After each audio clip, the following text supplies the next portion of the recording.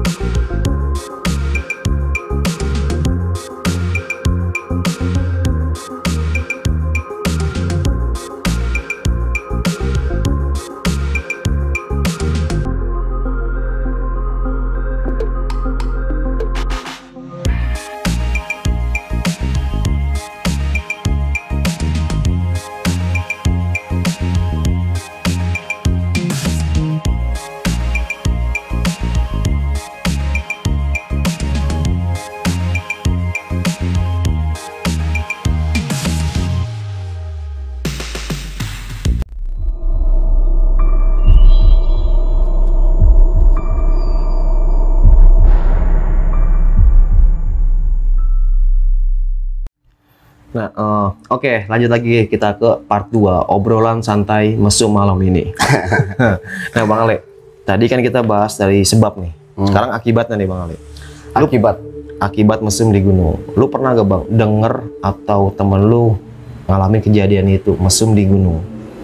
Ya, jadi kalau di channel gua sendiri nih Bang ya, gua udah sering bahas dan menghadirkan narasumber yang berhubungan langsung atau mengalami kejadian langsung dengan hal-hal seperti itu. Jadi kayak di channel Bang Umang, ini gue juga pernah bahas, maksudnya si Bang Umang pernah bercerita di channel ini gitu. Temennya itu, apa ya, dia naik gunung tuh cuma pengen tidur sama pacarnya Bang. Logik gak sih Bang? Cuma pengen tidur sama pacarnya, pacar atau yang dia mau gitu loh, yang dia cintai, yang dia suka. Dia pengen naik gunung, padahal dia sebelumnya tuh belum pernah naik gunung. Tapi karena dia angan-angan di pikiran dia, gue bisa setenda sama dia, bisa tidur satu sleeping bag sama pacarnya. Jadi dia naiklah ke sana. Nah, pikiran-pikiran hal yang seperti itu kebacalah mungkin sama jin yang lagi lewat. Gitu. Terjadilah sesuatu hal-hal yang di luar nalar manusia itu tadi. Ya dia kesurupan, diganggu. Bahkan si Bang Umangnya sendiri yang nggak tahu apa-apa, itu dia terlibat juga. Maksudnya diganggu juga oleh hal-hal yang seperti itu. Nah, satu lagi yang lebih tragis lagi, Bang, ini kejadian 20 tahun yang lalu. Berarti tahun 98-an ya, 98 atau 9 ya sekitar gitu deh. Iya. Jadi ini yang dialami oleh narasumber saya juga, Mbak Trisni ya. Dia menceritakan, aduh saya juga kalau menceritakan ceritanya itu bikin sedih juga sih Bang, karena emang bener-bener tragis ya. Dia sampai trauma, dia nggak mau naik gunung lagi. 20 tahun dia nggak mau ke Gunung Ciremai. Kejadiannya di Gunung Ciremai. Wah, iya. Jadi ya dia simpan dalam-dalam itu cerita. Dia nggak menceritakan kepada siapapun, cuma di jejak backpacker dia berani menceritakan. Karena teman mungkin Bang ya, dia berani kayak gitu. Dia pengen bantu, oh jejak backpacker nih, gue pengen deh bantu cerita gitu. Jadi situ 4, dia berlima. Jadi sama 4 temennya itu, intinya mereka itu meninggal semua, Bang. Meninggal semua Akibat salah satu atau pasangan mesum ini berbuat asusila atau bersenggama lah ya, bersenggama di gunung tersebut. Gunung Ciremai itu. Dan kita tahu sendiri kalau Gunung Ciremai itu seperti apa sih, Bang? Nah, Bang Bardo juga kan? Coba ceritain. Ya mungkin ya udah gue cerita di channel RJ5 ya, si sedikit Bang boleh Fajar cerita. sama Ivan. Ya sampai sekarang kan gue udah nggak balik lagi Ciremai. Itu tahun 2009 kejadiannya kan. Ya kembali lagi. Ya semua gunung sakral, serem gitu ya. Cuman bagaimana kita menyikapinya. Kalau ini kan kita lagi bahas mesum. Nah, lu lanjut lagi, Bang. Lu tadi bukan mesum ya? Iya, bukan. Jadi kalau gua kejadian bukan mesum karena di salah Gunung tipis. Ciremai itu ini namanya dia samarkan waktu itu kan. Iya. Jadi si Mei sama Juni ini melakukan perbuatan yang nggak baik lah di gunung. Dalam arti kata mereka bersetubuh lah gitu bang. Jadi akibatnya mereka tahu mereka itu naik 3 hari, tetapi sudah seminggu di atas gunung itu. Oh, di atas gunungnya seminggu. Iya. Jadi ya ada kejadian-kejadian yang benar-benar di luar nalar manusia itu tadi bang. Jadi mereka kayak kesasar lah, kesurupan lah, kayak gitu. Jadi efeknya kena semua. Setelah turun dari Ciremai itu, si Mei 1 minggu setelah turun meninggal. Si Juni menyusul seminggu kemudian meninggal. Jadi gua tanya kenapa itu meninggalnya. Jadi kalau si Mei ini diawali dengan kayak apa ya, sakit dulu lah, sakit terus meninggal. Dan si Juni itu kayak orang yang hilang ingatan atau apa. Jadi dia kayak lari terus kayak ketabrak motor, kendaraan gitu. Menyusul berikutnya si temannya yang satu lagi meninggal juga, tapi dia karena dia sakit gitu. Jadi dia sedih banget waktu dia menceritakan itu, dia nangis. Sebenarnya gak tega juga sih ngeliatnya. Itulah sebab akibat yang kita dapatkan kalau kita berbuat asusila di gunung gitu. Iya. Satu lagi bang, apa tuh? Loh, kok bule-bule tuh ini ya katanya nggak pernah mengalami kejadian-kejadian hal seperti itu. Iya. Nah itu sampai sekarang gimana tuh bang? Menurut tanggapan lu dulu deh bang. Menurut tanggapan. Nah iya sih. Itu sempat tuh pertanyaan banyak banget tuh. Iya. Bang, kok bule kan banyak banget nih naik gunung tuh dia. Bahkan ya di samping gua tenda sekali bang waktu tahun 2017 Rinjani kan.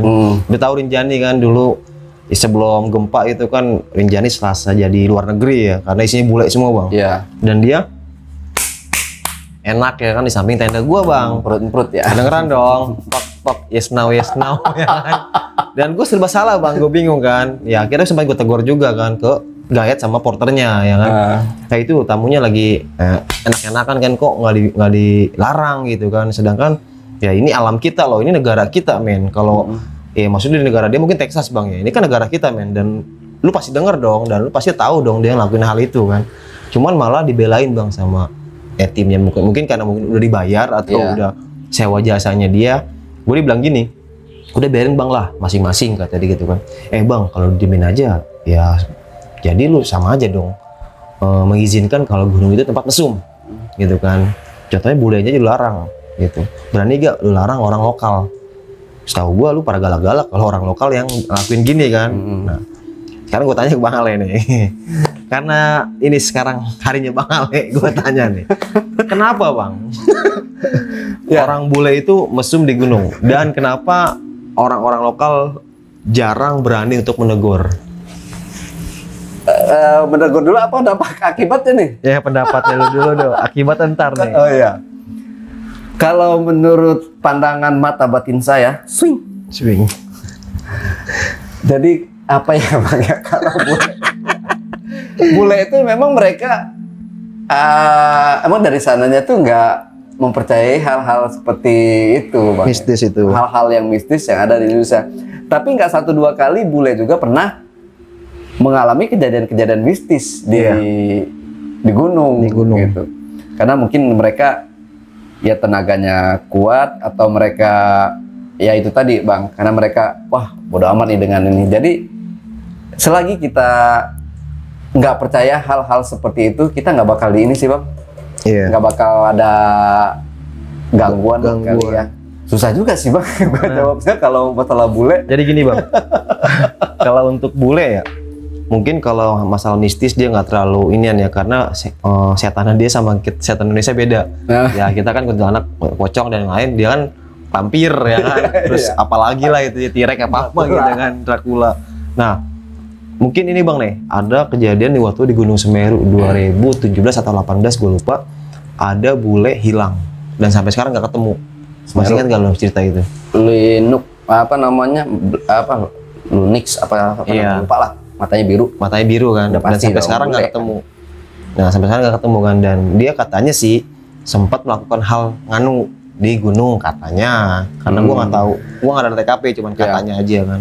Dan mungkin itu salah satunya bang, tersesat atau gimana? Bisa jadi sih, sampai saat ini kan dia belum ditemukan. Padahal keluarganya waktu itu sudah ngasih sayembara 15 juta buat yang menemukan si saudara ini nih, lupa saya namanya. Mungkin bule ini. Ya gue bilang tadi, gue nggak mau memponis ya kalau dia melakukan hal itu ya. Mungkin ini kan karena ya kuping gue dengar kayak gitu sih. Cuman ya kita kembali lagi, mungkin dia tersesat karena ya teledor atau gimana ya bang ya. Nah cuman kembali lagi, bule juga bisa merasakan bang. Waktu gue ke Rinjani juga, dia bilang kuntilanak gitu. Jadi lu tau lah bahasa Inggris gue tuh jago bang. Ya kayak bahasa you don't play bosku with my eye. Don't play bosku. Visi foya don't play bosku. Ya kan, hot mister pleset jatuh ya kan, hati-hati gitu kan. Kayak gitu bang. Dia ada kejadian nih bang, itu tahun 2000 berapa ya, 16 atau 17 gue lupa. Bule ngeliat kuntilanak. Nah dia bilangnya bukan kuntilanak bang, dia bilang itu ghost, kan setan kan. Nah dia bilang kayak gimana bentuknya, temen gue nanya nih yang jago bahasa Inggris waktu itu, kalau nggak salah dari Prancis apa dari mana.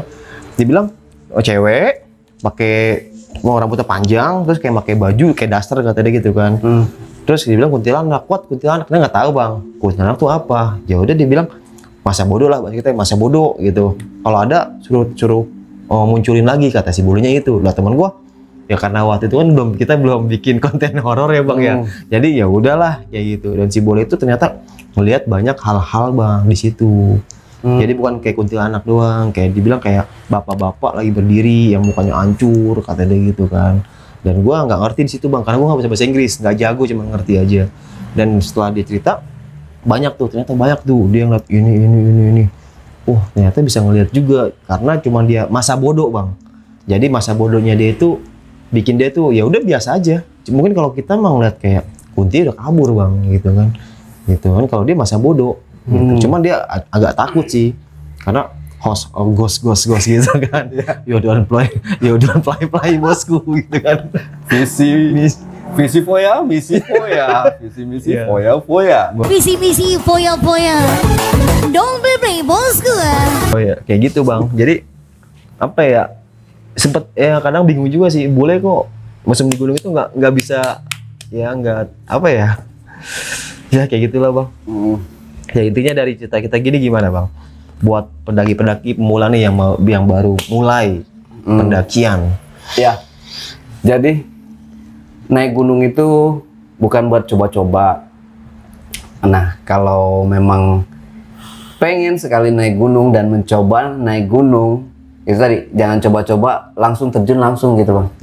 Maksudnya terjun langsung, lo harus punya persiapan semuanya. Ilmu dan materi ya. Dari segi persiapan perlengkapan atau yang lain-lain dengan banyak membaca gitu.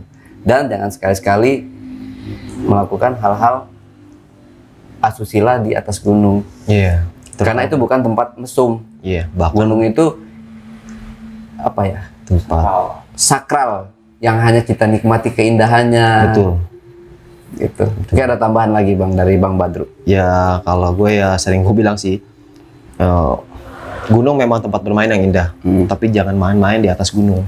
Ya gunung memang tempat bermain yang indah bang, dan tempat bermain yang benar-benar bikin tenang lah ya. Tapi jangan main-main di atas gunung, karena gunung bisa memberikan lu suatu kejadian yang di luar nalar manusia dan kejadian yang bisa menghilangkan nyawa gitu. Jadi ketika lu naik gunung, persiapin fisik, mental, materi gitu bang. Dan banyak juga nih pendaki-pendaki pemula naik gunung sama teman-temannya yang baru. Jadi gini bang, lu naik gunung masih baru nih, dan lu naik gunung sama teman yang baru. Di situ nggak ada rem bang, di situ nggak ada tanda panah yang bisa ngarahin lu gitu. Jadi usahain ketika lu masih pemula naik gunung dan pengen coba naik gunung, usahain sama teman lu yang sering naik gunung, bukan cuman pernah naik gunung. Karena beda bang, orang sering sama pernah. Orang kalau sering pasti dia pernah ngalamin kejadian-kejadian, misalkan cuaca lagi nggak bersahabat, terus kejadian hal-hal yang ya seputar pendakian lah. Kalau cuman pernah, berarti cuma 1-2 kali bang. Iya. Gitu. Jadi buat teman-teman yang masih belajar jangan malu-malu lah cari ilmu sama orang-orang yang udah pengalaman kayak Bang Ale ini nih. Dan buat Bang Ale juga orang yang ngerasa udah pengalaman pasti nggak pelit sama ilmu kayak gitu ya Bang Ale. Insya Allah. Dan gue sering belajar juga sama Bang Ale tentang caranya menaklukkan hati wanita. Tapi sampai sekarang gue nggak bisa. Payah dia kalau soal wanita nih ilmunya. Kalau gunung jago dia. Nah jadi gini sob. Tadi gue sempet ngobrol sama Bang Ale ya, ngalor ngidul masalah mesum dan sedikit hal-hal mistis ya Bang Ale. Gue pengen nanya lagi nih ke Bang Ale nih. Mungkin ini yang terakhir nih pertanyaan gue ya Bang ya. Lu pernah gak sih Bang ngelihat orang mesum entah di gunung atau di kota Bang? Di depan mata lu nih. Kalau untuk mesum sendiri, jujur gue belum pernah ngelihat Bang ya. Cuma kalau kayak mendengar, ya itu tadi mendengar cerita, itu tapi mesumnya sama hewan Bang gue. Sama hewan. Kalau gue sering Bang ngeliat orang mesum. Nah, mungkin anak tahun 80-an pasti paham nih. Kalau mesum itu di pinggir sawah. Ya di kebun-kebun. Oh iya. Di motor tuh di pinggir tempat-tempat gelap, berjejer kan. Nah, itu mungkin pada zamannya itu Bang mesum di pinggir jalan tahuan. Mungkin lu kan. anak tahun Bang Ale ini mungkin anak tahun 80-an nih. Ya. Mungkin salah satu pelakunya nih. Jadi motor berjejer tuh Bang ya Enggak kan? dong Bang, dulu Enggak ya. waktu zaman layar tancap. Layar tancap ya. Oh di situ. Iya. Oke. Jadi gini Sob. Ya kita nggak terlalu serius-serius lah bahasa ya Bang Le. Iya, Sambil betul. ya kita ngerumpi aja lah kayak gini lah. Jadi intinya ya gunung bukan tempat mesum dan gunung bukan tempat sampah. Jadikanlah pendakian lu itu pendakian yang cerdas Bang Ale. Betul. Karena para pendaki yang cerdas itu dia menikmati alam dengan caranya yang sesuai SOP pendakian. Banyak lah ilmu-ilmu pendakian, materi-materi pendakian. Kenapa diciptakannya MAPALA, mahasiswa pencinta alam? Kenapa diciptakannya KPA, komunitas pencinta alam? Kenapa diciptakannya apalah organisasi itu untuk mendidik atau mengajak junior-juniornya agar lebih baik gitu Bang. Jadi ada wadah ya Bang untuk naungan ya. Iya. Jadi kalau misalkan nggak ada MAPALA itu ya udah jadi ilmu materi pendakian hanya sekedar sosial media Bang. Gitu. Jadi kenapa dibentuknya seperti itu? Wanadri. Nah, tugasnya untuk apa? Untuk belajar SOP tentang pendakian ya, Bang. Nah, gue nyebut Wanadri, sorry ya, bukan endorse. Jadi ini mah salah satu organisasi yang terbesar di Indonesia ya, Bang, tentang gunung ya. Dan kenapa ciptakannya tim SAR atau Basarnas dan dia stay di gunung dan itu. Jadi apa ya? Diciptakannya dia itu untuk menanggulangi ya para pendaki yang sakit atau tersesat ya Bang, bahkan meninggal ya, kayak gitu. Evakuasi lah. Evakuasi. Jadi jangan sampai kita bertemu sama dia dan diangkat pakai tanduknya dia. Dan jangan sampai juga dibungkus sama kantong kuning. Jangan amit-amit, astagfirullahaladzim ya Bang ya. Jadi jangan sampai ya kita selalu banyak berdoa lah ya Bang Le ya.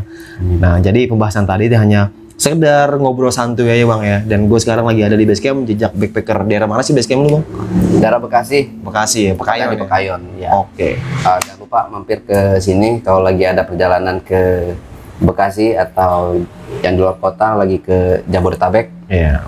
Pintu basecamp kita selalu terbuka. Dan buat teman-teman yang punya kisah misteri saat mendaki gunung atau lagi di rumah lagi buang air besar nih, tiba-tiba di dalamnya ada yang ngorogo-rogo tangan gitu kan. Jadi langsung aja datang ke basecamp ya Bang buat berbagi cerita ya, gibah bareng ya Bang. Langsung aja hubungi, bisa langsung ke Jejak Backpacker dan mungkin kalau mau diceritakan di channel Badru Caps Lock juga bisa ke Bang Badru juga Bang. Ya, siap lah, mantap lah pokoknya Bang Ale. Nah mungkin cukup sekian kali Bang ya cerita ngalor ngidul dari kita berdua nih Bang. Oke gitu aja, gibah ngalor ngidul kita pada malam hari ini. Bersama saya Ale dari Jejak Backpacker dan gua Badru Caps Lock dari Badru Caps Lock. Sampai jumpa pada gibah-gibah kita selanjutnya. Assalamualaikum warahmatullahi wabarakatuh. Thank you Bang Ale ya. Sama-sama Bang.